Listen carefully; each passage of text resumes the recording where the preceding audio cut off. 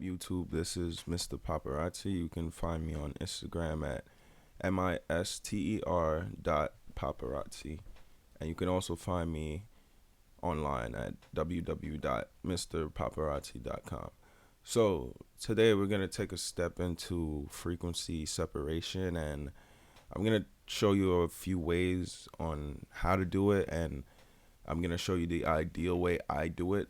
And not saying that my way is the best and only way.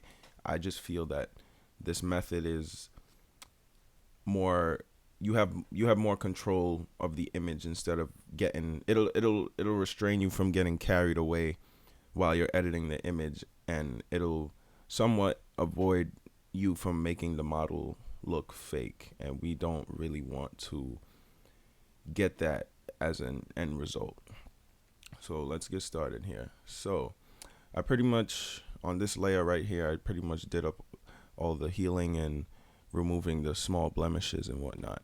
So for all those who don't know what frequency separation is, the idea of frequency separation is to isolate the skin texture from the skin tones. So texture would be considered, if we zoom in here, you can see pores and little hairs and stuff. That would be considered texture. Now you can see, and let's use a blank layer for example, and let's use white to pinpoint what we need to pinpoint. Let's use a rather hard brush, and let's show the problem spots. So as we look here, you can see in this area it's a little red, and then this area gets a little lighter. So that appears to be a color issue. So, and this area appears to be a little bit more lighter if you really look at it. So let's get rid of that. So as I said before, you see the textures, the hair strands, and the pores. That's considered texture. And when we have color shifts like here, that will be considered color. So the idea of frequency separation is to separate the two and allow you to basically remove the texture temporarily and fix the color issues, and then place the texture back so you can preserve the reality of the image. So there's a few ways to do this, like I said, and it's not the ideal way. My way is not the only way. I'm pretty sure there are other photographers online that do the same thing or differently, but it's all to achieve the same goal at the end of the day. So some of the problem spots we can spot here are this transition right here. Let's not do that. Let's open up another sample layer. Let's get here. So this transition right here, let's get a thinner brush. So this transition right here, as you can see right here, there's a dark spot and then it goes back light. So the idea of frequency separation is to blend that so the transition can be smooth, so you don't really see anything too harsh. Right here we have another one, and this mostly happens when you're doing like beauty images without a key light coming in from here and without a key light coming in from here.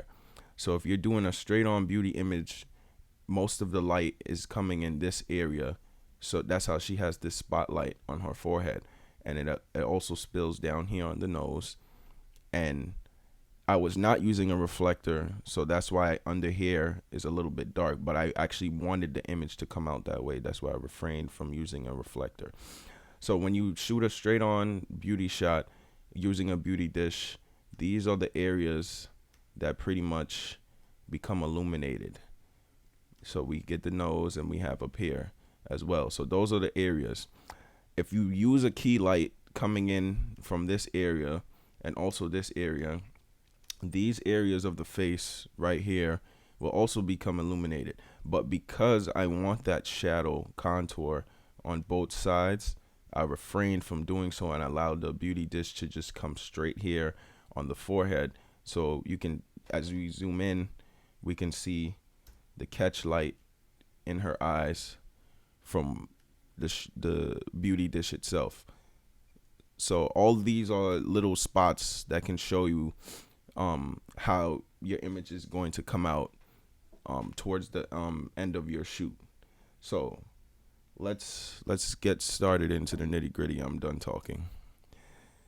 So to set up my layers, I would make 3 layers. So let's make 2. So this first layer right here. Let's not focus on that because that's my healing layer. So I just remove the blemishes and stuff like that. So starting with this layer, we make 2 layers. So you can name this layer blur, and you can name this layer texture. So we're going to blur this image using the Gaussian blur. And the idea is a lot of photographers don't get this right. This appears to be the problem at times. I mostly focus on the eye. So I use a radius that kind of blurs the eye out to the point where you can see the features of the face, but this texture is not there. It's gone. But you can still make out that this is an eye, this is a pupil, these are lashes, and this is her eyebrow and whatnot. So a radius of 7.6 is what we're gonna go for.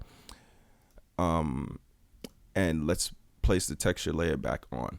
So as I just did, I turned the texture layer off temporarily so we can blur this layer right here. And now let's turn the texture layer back on. So we go to apply image, blur, and we set the blend mode to subtract. So now, and make sure the offset is 128 and the scale number is 2. Keep that in mind. That has to be at the same all times. I'm currently working with an 8-bit image. Usually when you have a 16-bit image, you have to change the settings a bit, but I've edited 16-bit images before, and I've edited 8-bit images before. Personally, 16-bit is said to contain or retain more data, but I personally feel 8-bit is not too much of a difference because 16-bit, it slows your workflow. That's one. So if I was using a 16-bit image and recording this video, it will be super slow. But I use 8-bit because it's really like almost like a 7% difference in quality, and it slows your workflow down when you use a 16-bit. But I personally think if you're using 16-bit, it depends on what you're shooting. If you're shooting like landscape photography, nature, and you have a lot of colors in your image and you want it to pop and retain the detail, I would suggest you use 16-bit images. But if you're doing regular beauty editorial shots and stuff, 8-bit is fine, in my opinion. So as I've said, we set this layer to blur, set the blending mode to subtract, and make sure the scale and offset, the scale is 2 and the offset is 128. So as we have, and don't forget, now we have this high pass filter looking kind of thing going on.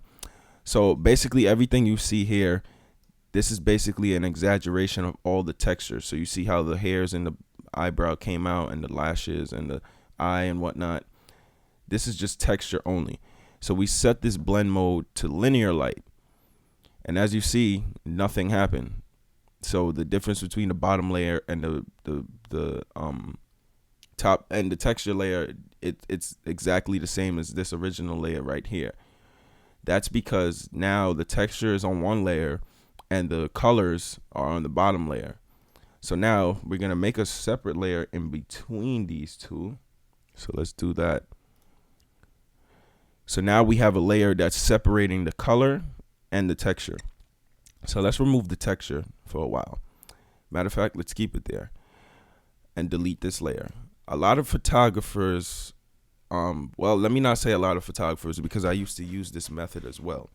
So I would take a lasso tool, basically, circle the portion of the skin in which I want to blur or even out. And then I would, as my selection is there, I would go to blur, Gaussian blur, and then blur it to my desired,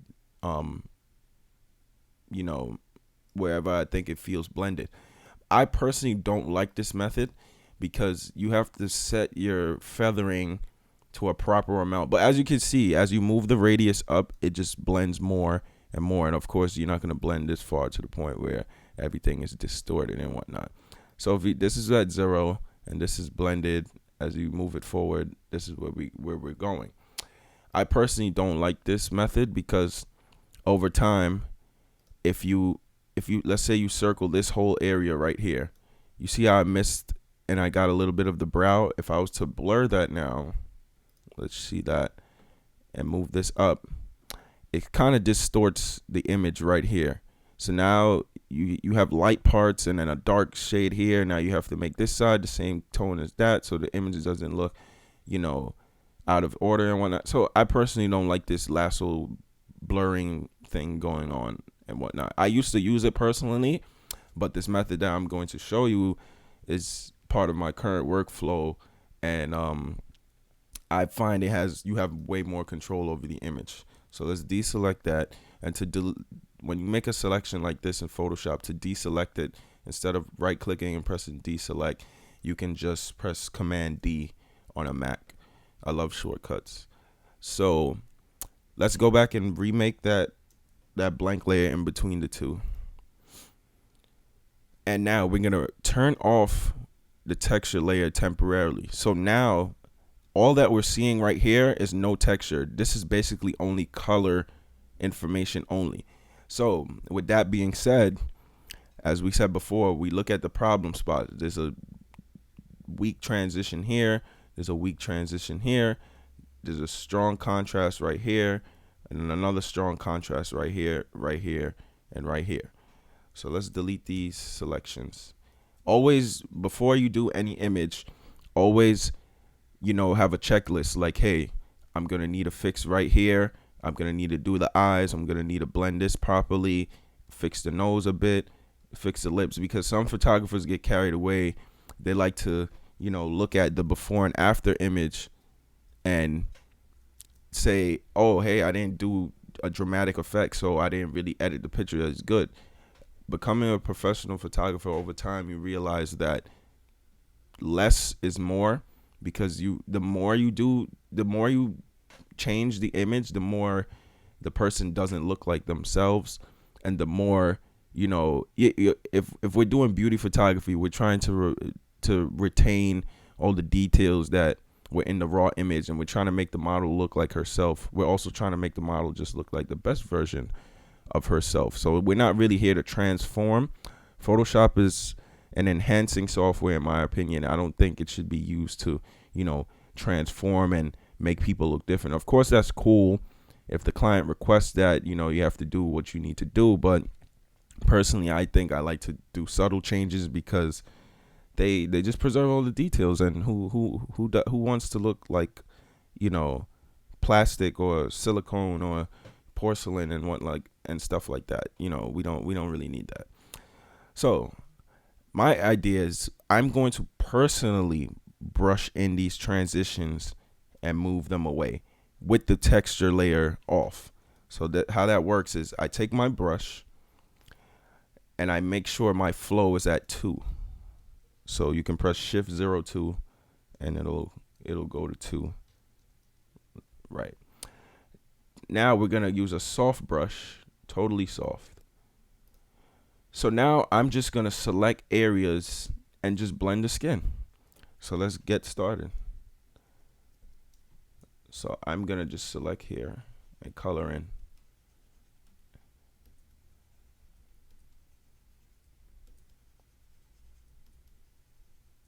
And go online, guys, and, check out makeup tutorial videos. This is basically how makeup artists apply makeup to their models or their clients and whatnot. This is basically the basis of how it goes.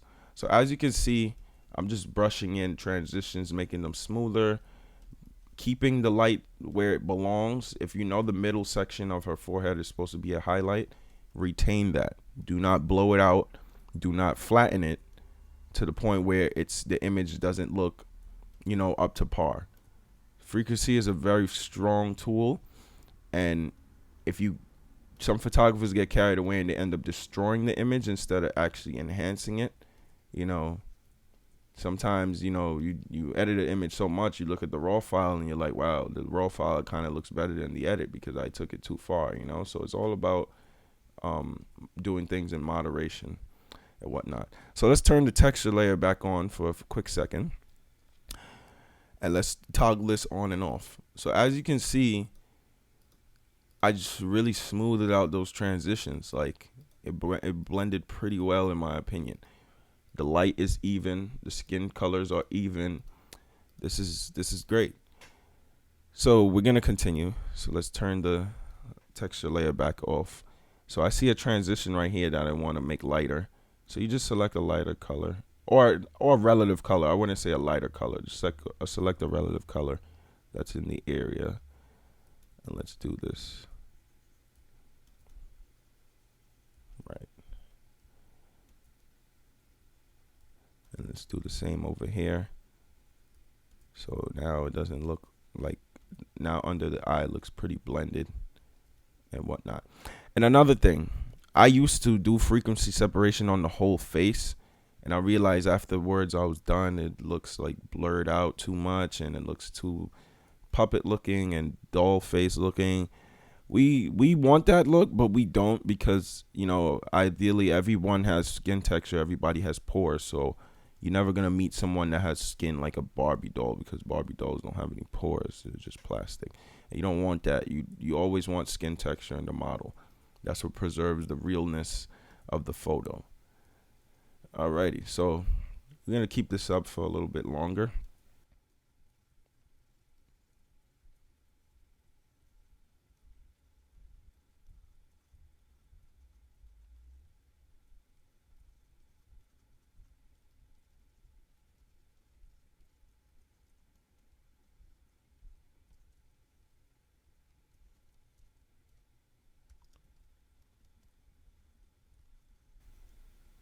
Okay, we're back.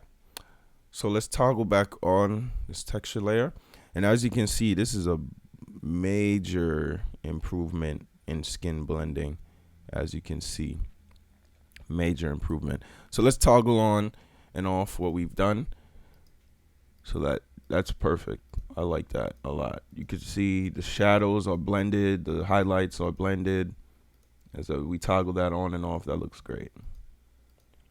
Of course, for demonstration purposes, I would do this a little bit more tedious when I'm retouching, but for purposes of this video, I was just giving a general idea of the process that undergoes in frequency separation. So this is pretty cool.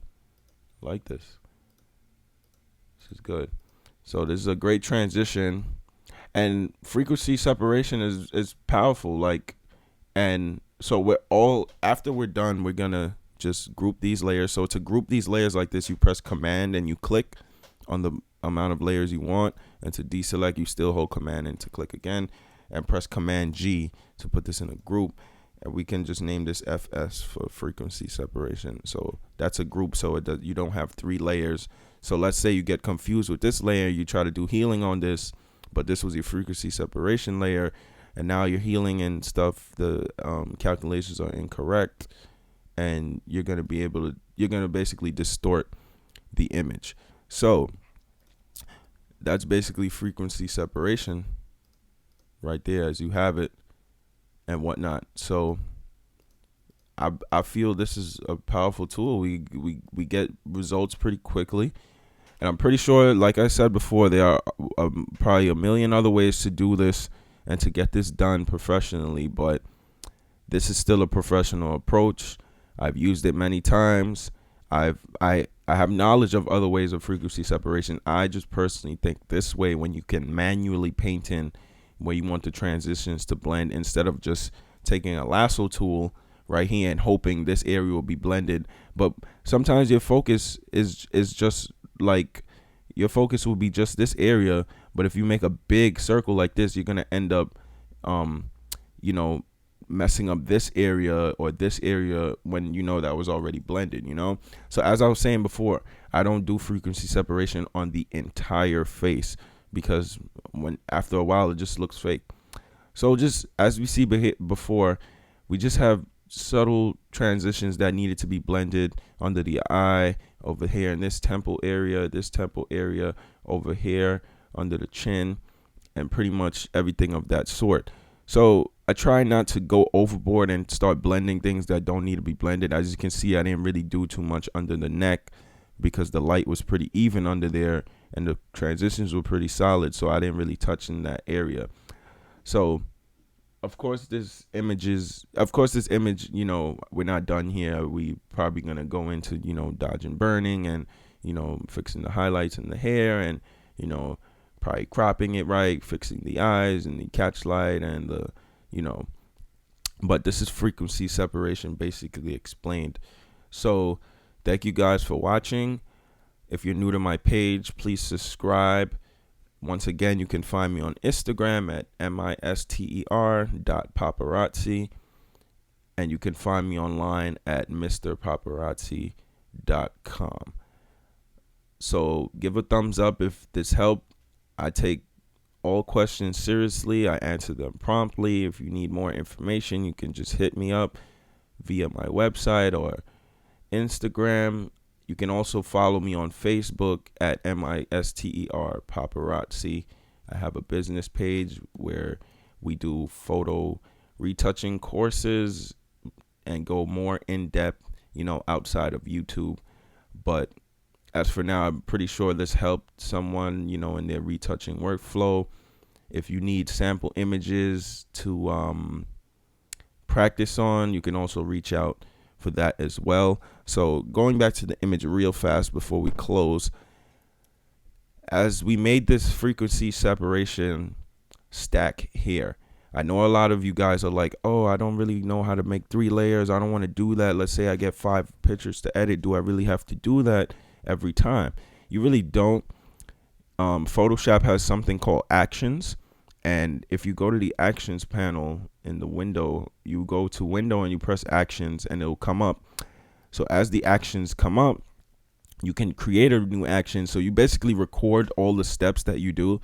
So next time, let's say we open up another image like this in Photoshop, we'll be able to do this action stack right here so quickly because it'll just be at the press of a button. So this whole stack would just be made by clicking run the action, and then it'll make the layers for you with the proper values and calculations.